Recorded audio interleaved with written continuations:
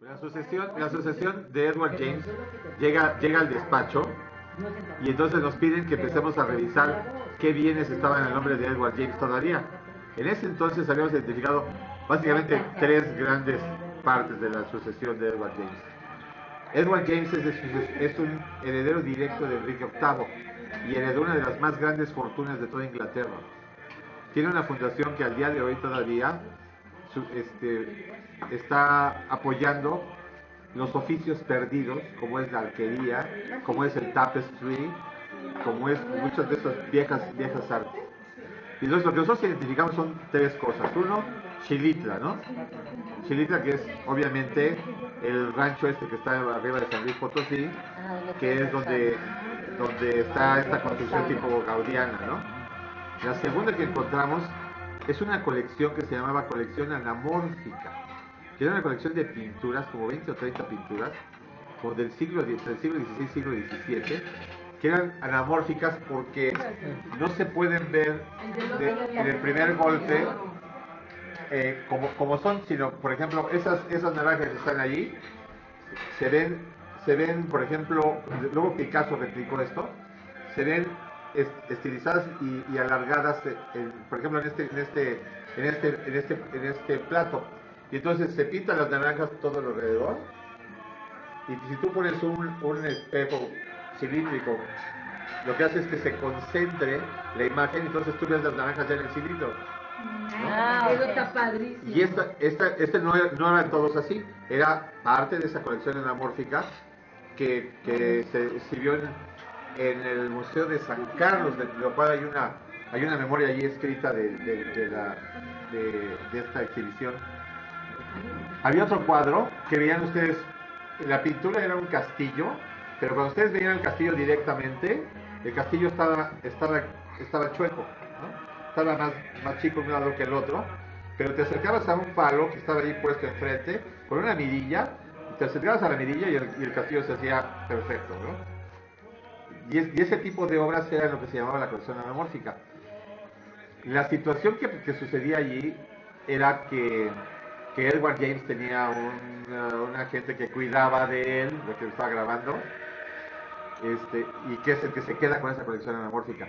Yo vi esa colección anamórfica después en San Luis Potosí, y había 2 o 3 piezas nada más, después de haber habido 30, porque el parte era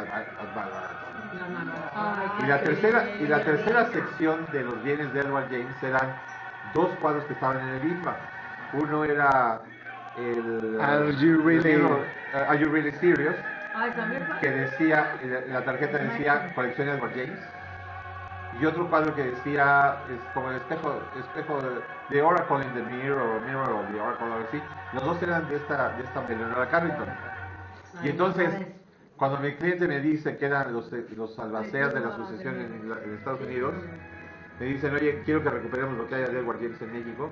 Lo único que vimos posible de recuperar era el cuadro de Are You Really Serious? Entonces demandamos hacemos primero una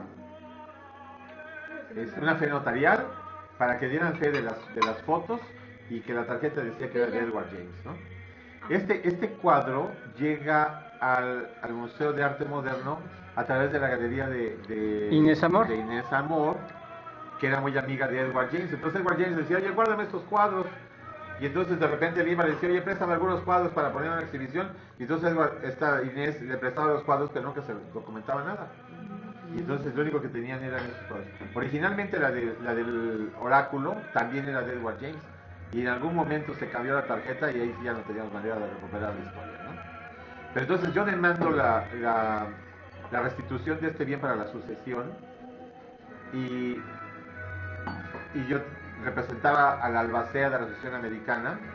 Entonces gano primera instancia, segunda instancia, y en amparo contratan un abogado nuevo y me promueve una falta de personalidad, que el poder no venía bien otorgado. Y entonces ahí perdemos.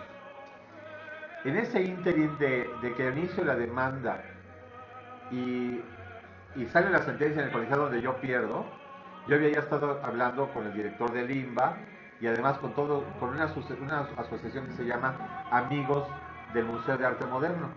Entre ellos están Noriega, editores y no sé quién más, ¿no? Y entonces yo les había ofrecido que compraran la obra. Y ellos decían que lo iban a ver, que lo iban a someter a comité y demás. Y entonces nunca le resolvieron nada. Cuando yo pierdo el amparo por la falta de personalidad, corrijo mi poder en Estados Unidos, me lo vuelven a mandar, vuelvo a demandar, entonces presento la primera demanda como estaba y le abro un segundo capítulo. Y el segundo capítulo decía todas mis entrevistas, día y hora, y nombre, fecha de quienes había entrevistado, de mis juntas con los amigos del museo, las propuestas de compra y todo.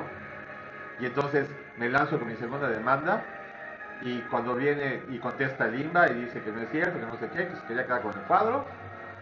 Y cuando empiezo a citar a todos los con los que yo me había entrevistado, entonces ya me habla el director del INBA y me dice, a ver, dice, eso no se vale. Que usted venga y cuente toda la historia de las pláticas que tuvimos, eso no se vale. Y además no se vale que cite a todos para procedimiento de arresto. Entre ellos una amiga de Adolfo que estaba muy enojada, que era Teresa del Conde. Que eran funcionarios de alto nivel del INBA, ¿no? Y entonces me dice, ¿qué podemos hacer? Y con muchas ganas, nosotros lo que dijimos fue, te la voy a dejar en comodato 2 años. Y en 2 años tú vas a tener la oportunidad de juntar la lana. Le fijamos precio ahorita en $225,000. Y entonces en 2 años, tú tienes 2 años para juntar la lana y comprarla.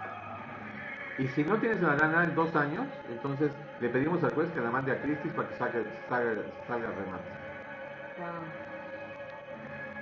Desafortunadamente pasaron los 2 años, estuve en exhibición en comodato, ya reconocía la propiedad, ya terminado el juicio porque ya había convenio judicial y no la compraron.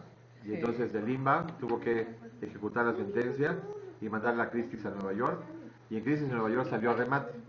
Y hasta ahí me quedé. Entonces, eso hace muchos años que pasó.